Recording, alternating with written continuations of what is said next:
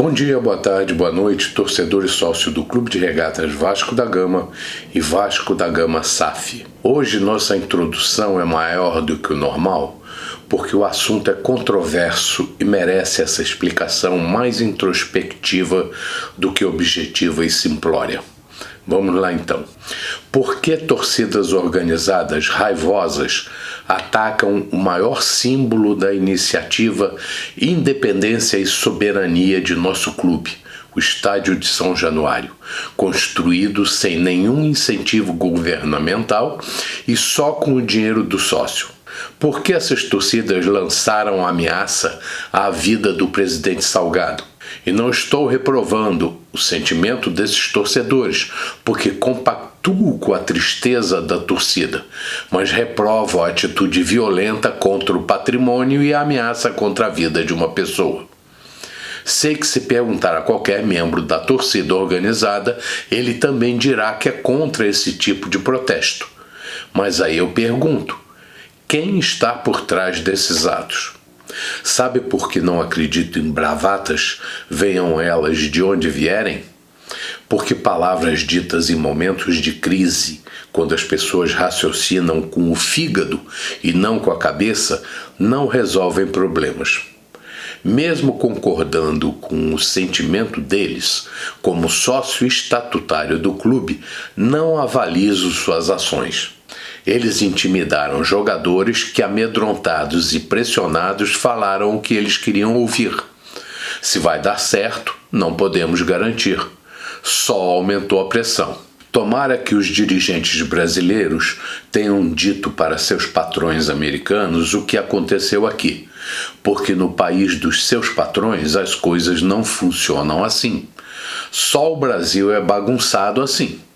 Nos Estados Unidos, normalmente, a agremiação esportiva é uma empresa que tem um administrador que representa os donos e ele manda. Poucas vezes os torcedores têm poder para tumultuar o funcionamento administrativo da instituição.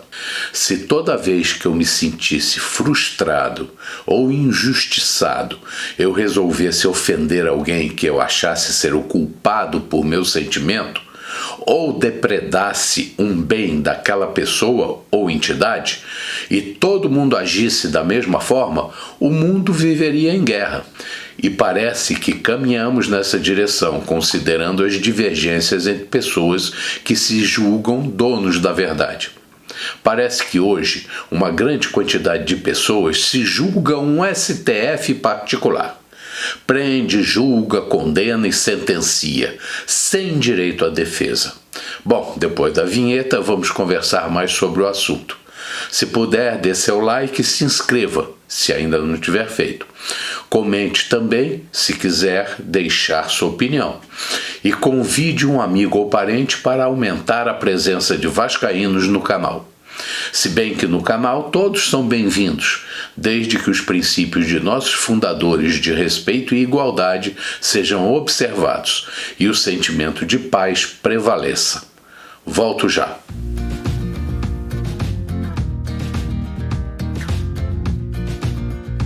Fico impressionado com a reação de pessoas que mudam de ideia após um desempenho negativo do time. E como performance ruim é o que não está faltando na instituição, parece que todo mundo mudou de lado, exceto aqueles que já estavam do outro lado e que sempre refutarão a criação da Sociedade Anônima do Futebol no Vasco. E como na entidade há mais correntes políticas do que existem córregos em nosso país, com todos querendo um espaço em volta do prato de comida, situações como as que o clube enfrenta atraem quem quer destruir aos poucos e sempre a história do nosso gigante. Por isso, sempre haverá quem queira se aproveitar de situações críticas para entrar no clube pela porta dos fundos. E as portas das torcidas organizadas, redes sociais ou empresas jornalísticas são entradas procuradas porque normalmente esses indivíduos vivem disso. Como tenho uma curiosidade quase mórbida de querer descobrir por que as coisas no Vasco sempre são mais difíceis, sofridas, demoradas e efêmeras, dedico muito tempo em estudar a história do clube, concentrando-me nas ações que os dirigentes adotam. E, na minha opinião, após décadas de análises sobre a evolução da situação política do Vasco, acabei concluindo que uma mudança efetiva levará muito tempo. O sucesso da agremiação nunca é perene e, quando ocorre, sempre é interrompido porque é frágil, tênue, momentâneo.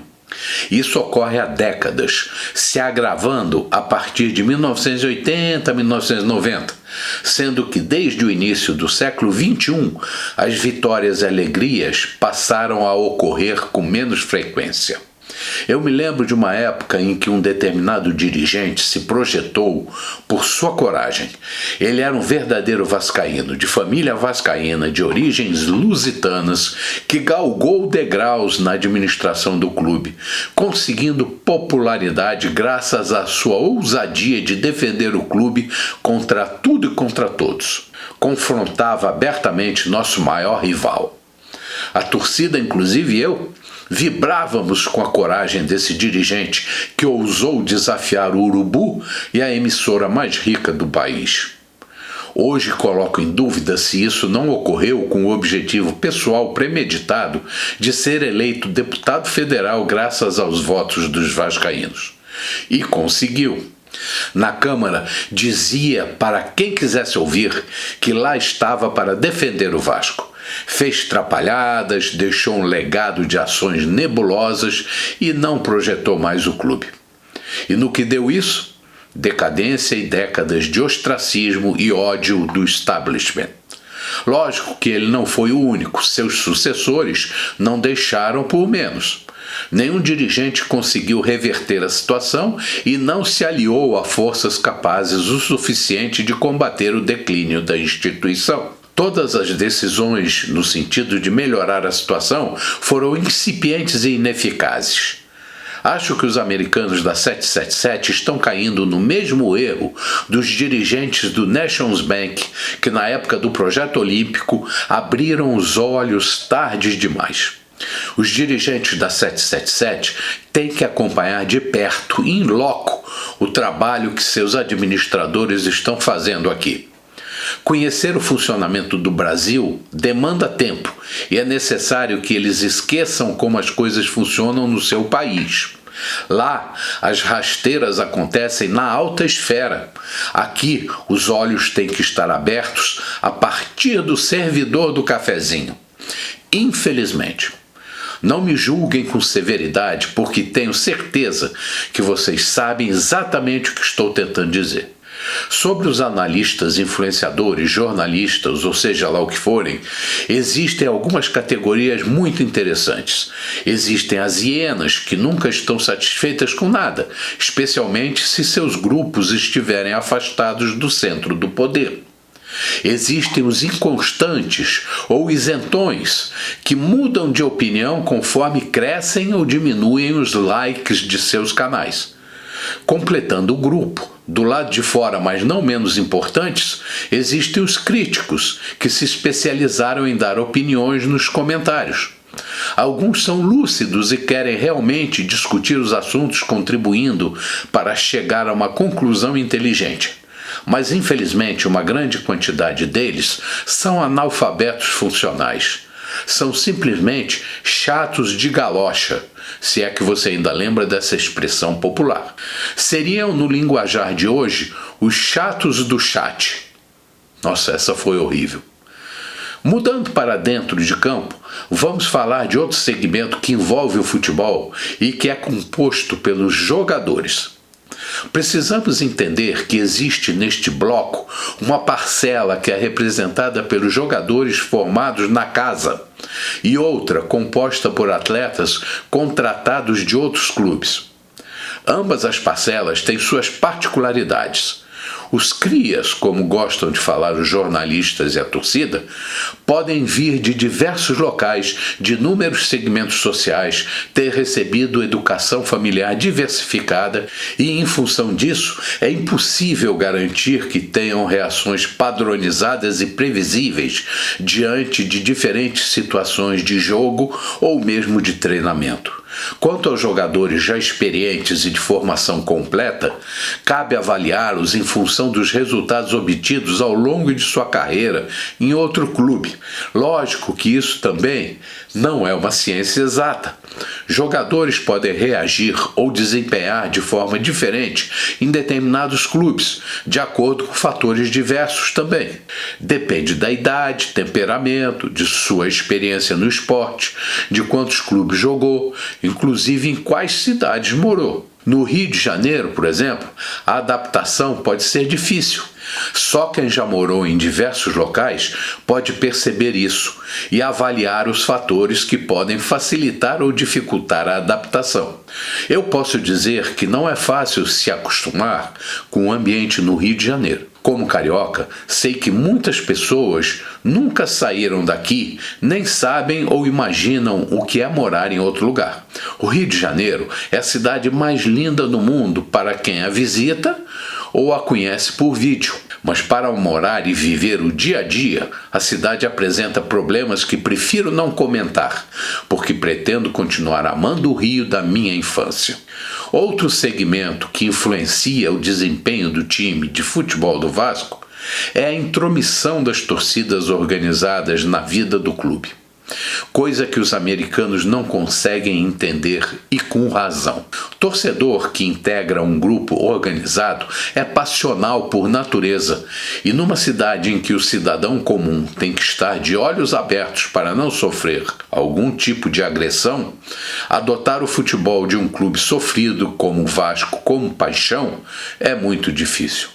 É pedir para estar com os nervos sempre à flor da pele. E nem sempre os líderes desses grupos são bem educados, e esperar que eles se expressem com cortesia e educação britânica 100% das vezes é impossível. E nem se pode exigir que pessoas que vivem sua vida em uma panela de pressão procedam como padres ou freiras. Fico por aqui porque vídeos muito longos com assuntos controvertidos são desgastantes. Estou pensando em fazer uma live mais aberta e livre para discutir esses assuntos. Discutir resultados de jogos pode valer como desabafo, mas não resolvem os assuntos do clube. Sei que não tenho poder de solucionar problemas internos do clube, mas podemos pelo menos dar opiniões mais profundas. Até mais. Bom dia, boa tarde, boa noite, torcedor e sócio do Clube de Regatas Vasco da Gama e Vasco da Gama SAF. Saudações vascaínas e até a próxima.